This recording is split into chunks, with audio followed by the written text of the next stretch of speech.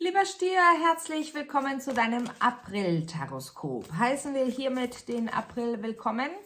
Schauen, was er für dich bereithält. Wie möchte sich dein April gestalten? Energetisch, praktisch, zwischenmenschlich. Was wird wichtig und ausschlaggebend? Jedoch aber eventuell auch, was am besten von dir ganz außer Acht gelassen werden sollte. Zu diesem Video wie immer bei mir eine Extended-Version. Den Link dazu findest du hier unterhalb dieses Videos in der Infobox. Bitte drück drauf, du wirst automatisch weitergeleitet. Der Stier bitte. Kunterbunte Aufregung, es gibt viel zu tun, zu lösen, zu strukturieren. Neue Gedanken bringen neue Pläne. Jedoch hältst du auch intensive Innenschau ab.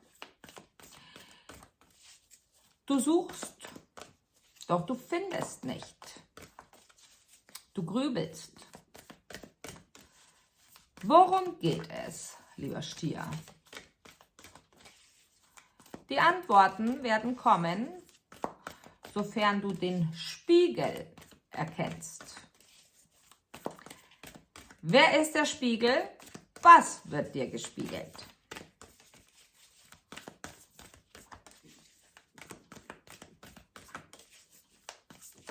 Die Tat wird umgewandelt, sagen sie. Kunst, ein großes Thema für dich im April, sei es Kunst an sich, sei es, dass du ins Künstlerische gehst. Wow, wir haben ziemlich viele Themenkarten. Schauen wir uns diese an. 1, 2, 3, 4, 5, 6, 7 Themenkarten. Nicht schlecht, lieber Stier. Es darf intensiv werden. Ja, wir beginnen gleich hier mit der ersten. Das Außen, das Innen. Was bist du bereit zu zeigen? Was hast du bisher gezeigt? Doch was liegt noch im Verborgenen? Und zwar dir selbst gegenüber. Und das ist das, was vorhin durchkam. Schau dir den Spiegel an.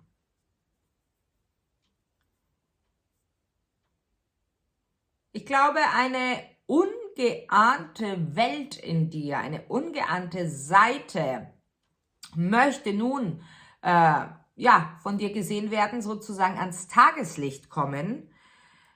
Denn es ist wie eine Attitude, die du nicht mehr brauchst, an die du dich vielleicht festgeklammert hast, so sehr festgehalten hast, dass du überhaupt gar nicht mehr wusstest, an was du dich festhältst, weil du eins geworden bist mit ihr.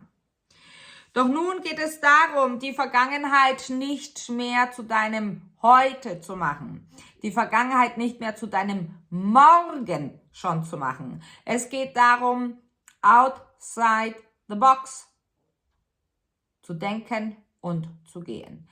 Etwas darf zu Ende gehen, doch erst musst du erkennen.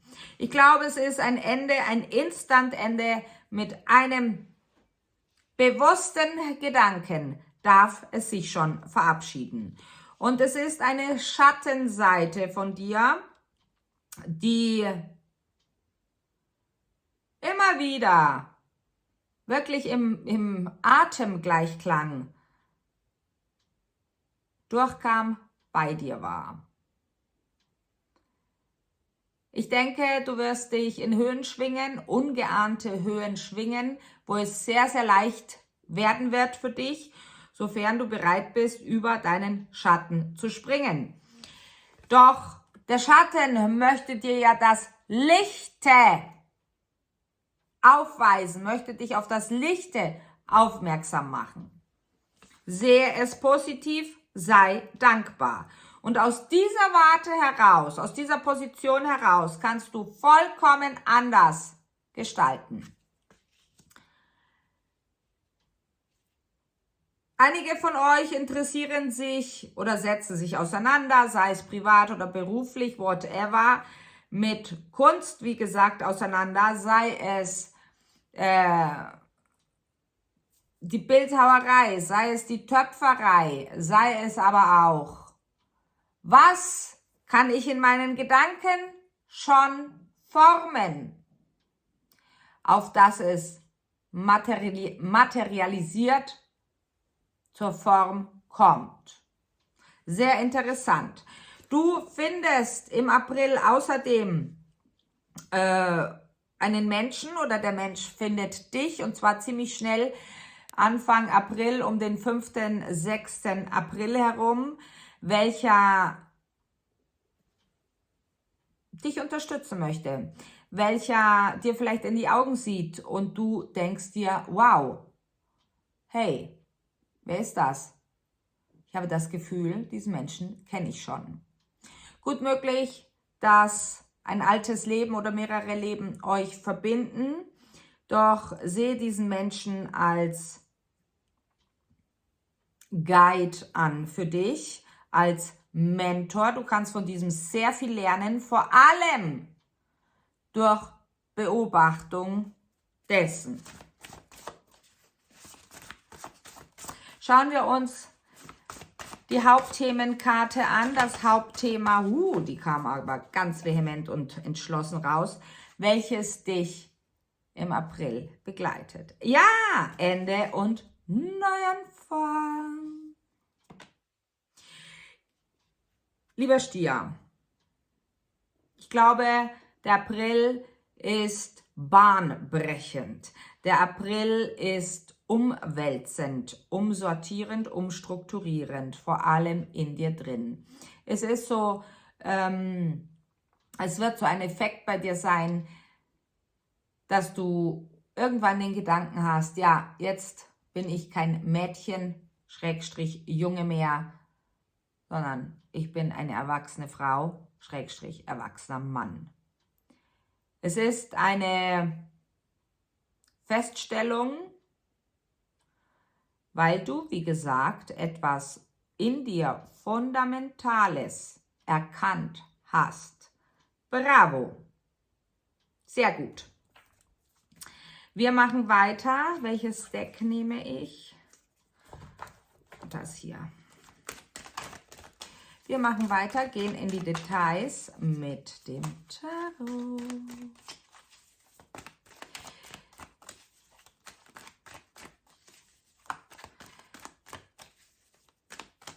Viele von euch, vor allem die weiblichen Stiere, zeigen sich in einem Licht, Scheinwerferlicht im Außen, auf eine Art und Weise, die sie im Innen nicht spüren, nicht leben. Ich denke, dies hat dann mit dieser fundamentalen Erkenntnis zu tun.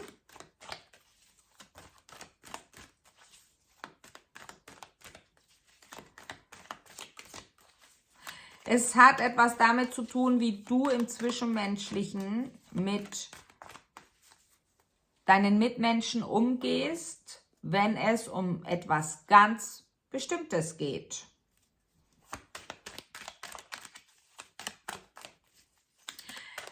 Ich würde sagen, der April ist bahnbrechend, weil ein Zyklus zu Ende geht. Ein Zyklus, der je nach Alter natürlich doch 20 bis 40 Jahre angehalten hat. Ich würde sagen 21, 22 Jahre, um es genau einkreisen zu können. Das darf zu Ende gehen und ich glaube, es wird dir sehr, sehr viel Leichtigkeit und sehr, sehr viel Erleichterung bringen. Es hat mit Schmerz zu tun, es hat damit zu tun, dass es irgendwo unbequem wird. Irgendetwas kann nicht mehr gehalten werden, irgendetwas kann nicht mehr so weitergemacht werden. Das darfst du erkennen und ja, es wird ein bisschen ungemütlich, doch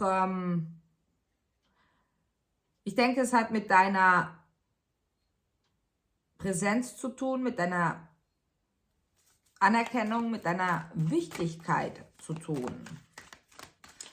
Also, ja, gut möglich, dass du alles getan hast, tust, damit du für andere Menschen wichtig bist, wichtig bleibst.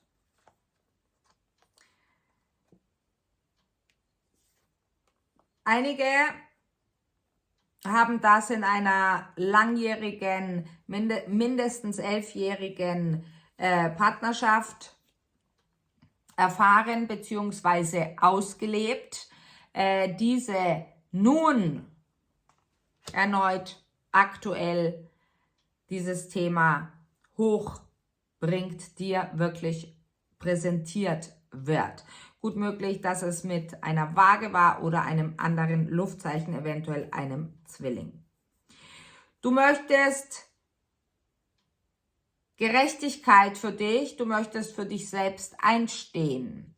Doch, auf jeden Fall, ganz wichtig, doch, lieber Stier, tue es bitte nicht. Das heißt, agiere nicht, spreche nicht, bevor du diese Erkenntnis nicht hattest. Das ist ganz, ganz wichtig, ein ganz, ganz wichtiger Hinweis. Denn ansonsten kann es sein, dass du die Erkenntnis gar nicht mehr nutzen kannst, weil der Spiegel zerbricht.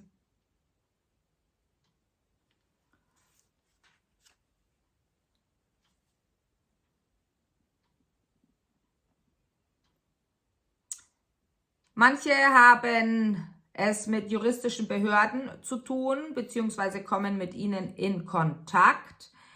Auch dort kann es gut möglich sein, dass ihr da wie ein Déjà-vu habt, beziehungsweise auch dort drin ein Spiegelbild erkennen dürft. Für diejenigen, ganz egal ob du männlich oder weiblich bist, der du mir hier zusiehst, die einen älteren Bruder haben,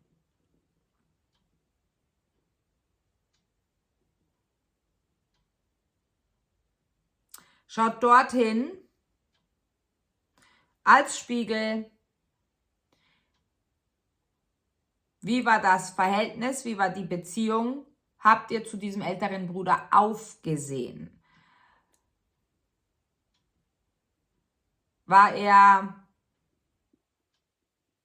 ein Vorbild? Welches männliche Vorbild war er?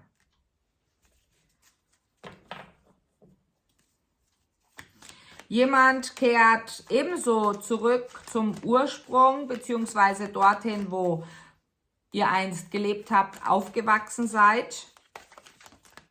Auch dort werden Antworten gefunden. Ihr findet alles unverändert, aber doch so sehr verändert vor. Und das hat nichts mit dem Ort, dem Platz, dem Gebäude zu tun, sondern mit euch selbst, diese Veränderung. Ich denke, es ist wichtig, all diese Etappen wirklich bewusst wahrzunehmen und zu durchleben, zu vollführen, sich denen zu öffnen. Weil es geht wirklich darum, lieber Stier, dass du dieses eine, was du dachtest, das ist existenziell für dich, dass du es loslässt. In diesem Ganzen wirst du auch erkennen, dass du keinen Zugriff, keine Verbindung, keine Macht mehr über jemanden ganz Bestimmtes hast, vor allem dann, wenn es darum geht, Materielles aufzuteilen, zu teilen, beziehungsweise dich in irgendeiner Weise mit diesen Menschen verbunden, um Materielles, was euch verbindet, ja, zu verändern oder dort einzugreifen.